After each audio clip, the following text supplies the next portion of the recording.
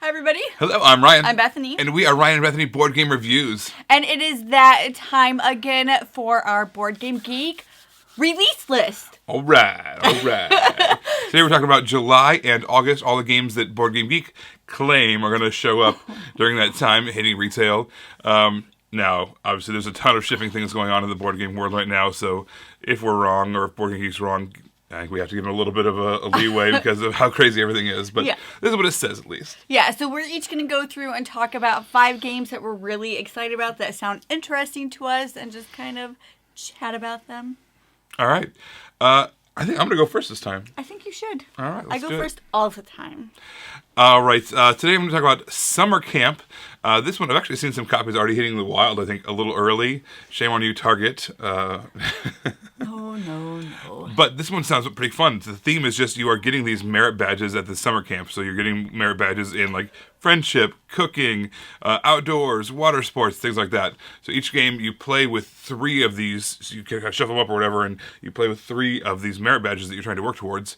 Every player has their own deck, and I'm not sure what the mechanism is exactly, but you're just working towards those 3 different merit badges each game. And there's obviously, I think, probably going to be some. It says here, the base game has 7, which tells me there's going to be more expansions, and there's going to be more and more merit badges to mix up the gameplay each time. Who's the publisher? All right, so this is Buffalo Games, and this is designed by Phil Walker Harding.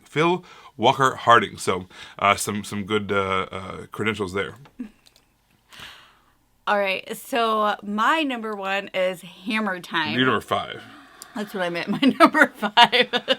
My number 5 is Hammer Time. Which just sounds awesome. Right? Like, that's why, honestly, that's a good reason why it's on my list, Hammer Time. But this is a kid's game. This is a Haba game, and it is designed by Sean Graham and Scott Huntington. And so this game is just the English edition of this game. And, there's gems on the box, and you're trying to, knock them off with your little hammer to match your cards. It's just, the picture's, super adorable, and just a game called a Hammer Time, where you're, these dwarves trying to, or your kid, pretending to be a dwarf, trying to knock these gems off the box. How does that not scream fun? I don't know. It does scream fun. I want to play that. I know, right? All right, so the next one I want to talk about is Micro Macro. This is Crime City Full House. This is the new map. This is from designer Johannes Sich. I'm probably saying that wrong. And from Edition Spielwise and Pegasus Spiel. This is, if the other maps of Micro Macro are basically this Where's Waldo, right? This huge Where's Waldo map. And they give you a little magnifying glass, even when you have to search all over this map trying to find these various things. So there's all these different scenarios. So you have a little pack of cards, you flip over one, and that's the game that you're playing with. And it might have you solve a crime, or might have you figure out something that's going on. This one is called Full House. This is a new map, a new whole set of cases, a new everything. So I am. It's so hard to see. The cover art has this dead drawn person. Dead. But it's just so cartoony. It's really. Yeah. So Full House. I don't know what this one. What makes this one different or anything. I just know that more is better. if you're someone who's already kind of run through all the Micro Macro scenarios, here's more content for you.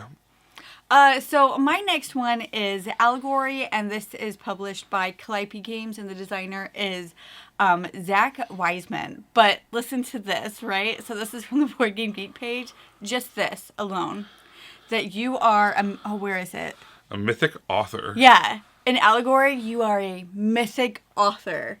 Sold. I want to be a mythic author, but you're trying to bid for these cards to try to create the best lore about nature or energy or the spirit, and then you just go from there. So I just think that's you are a mythic author.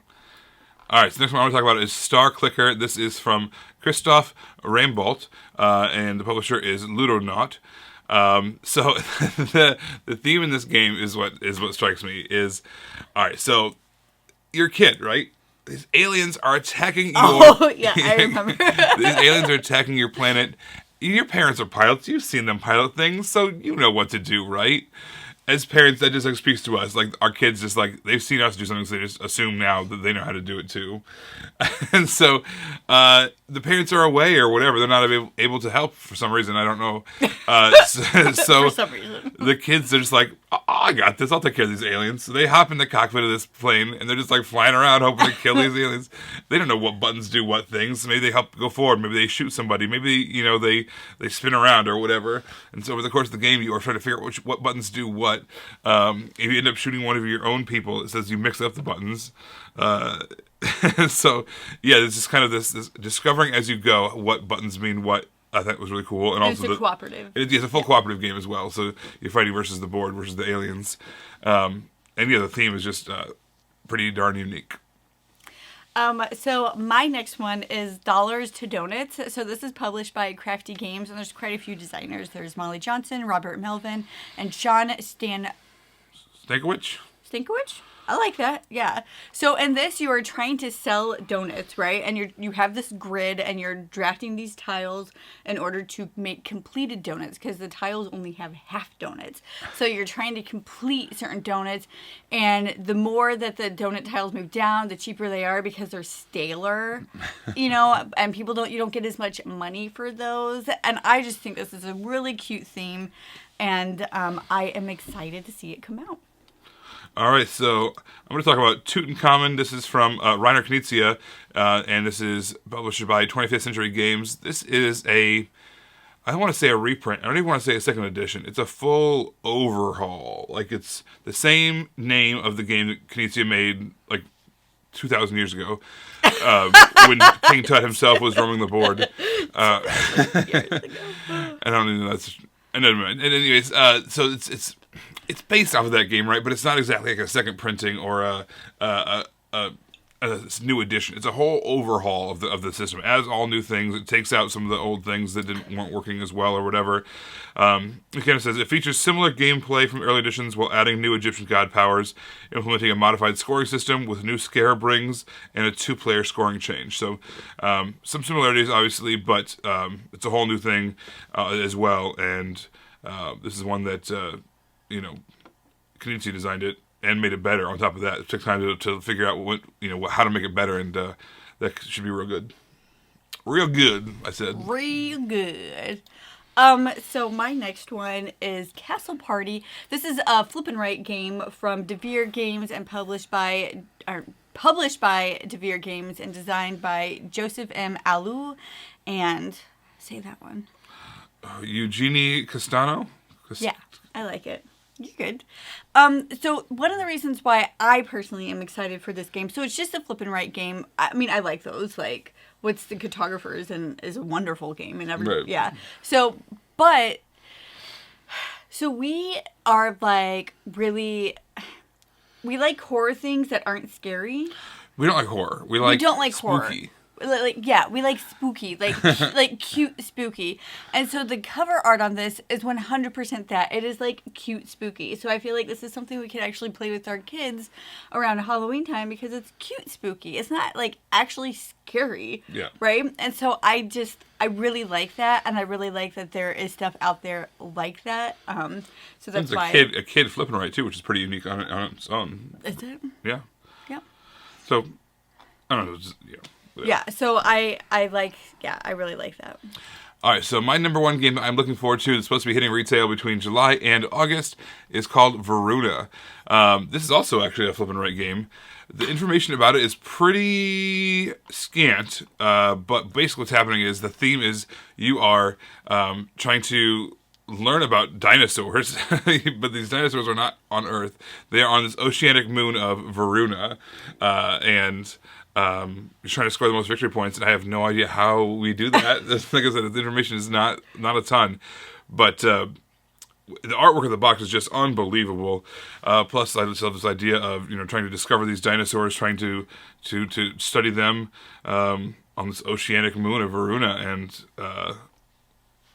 plus it's a flip and write. Who's the publisher? Oh, this is the publisher is. I love this. Sorry, we are French. That's the name of the publisher. The designer is Mathieu Verdier.